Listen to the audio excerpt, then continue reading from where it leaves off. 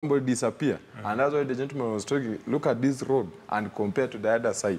Yeah. Okay, and I would like to look at the headlines, but a quick correction of something that was mentioned earlier, and this is just to correct that ferry services are supposed to be devolved, but they are not. So the blame is not on the governor, the absentee governor that you're talking about. So Richard Chacha, the Director for Communications, Mombasa, basically just mentioning that, and ferry services are supposed to be devolved, but they are not. But yeah, moving on now to the headlines. Before we wind up, we have the Daily Nation, where we have Wetangula giving reasons as to why he ditched Raila. And apparently this, of course, is following what happened when he was removed from his position. And of course, there was hue and cry, but we also have the Sec-Gen for ODM, Edwin Sifuna, coming out to say that it's insignificant. Nerima, your thoughts on this unfolding political dilemma for Wetangula?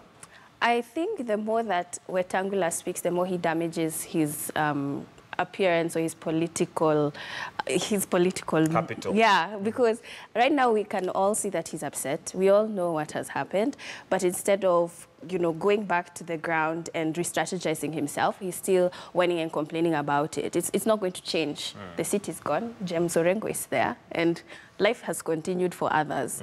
So I think right now what he needs to be focused on is he keeps talking about how the divorce was going to be noisy and difficult. What he needs to be concerned about is building himself after that divorce, not necessarily. He needs to just grin and bear it, and knowing that that has already happened. Joe?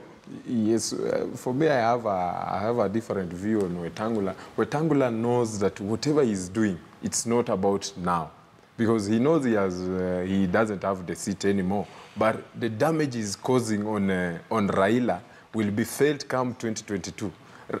Wetangula is going to his constituency and telling them that, gentlemen, look, this guy, we had an agreement, but he's the one who betrayed us. Yeah.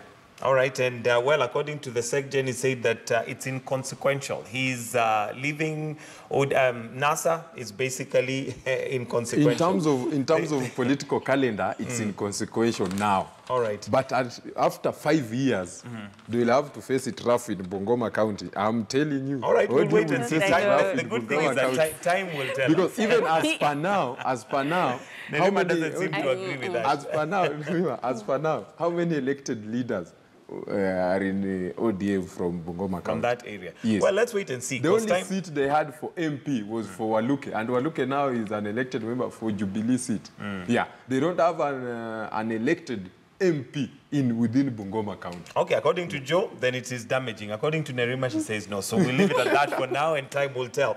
But also an interesting story on page 3 is, well, this gentleman who swallowed a toothbrush. I don't know how somebody would swallow a toothbrush and how that happens, but let's just say that maybe he needed to clean his stomach. It's now 6 minutes to 7 o'clock, and we'll have to wind up right there. Thank you very much, Joe Halend and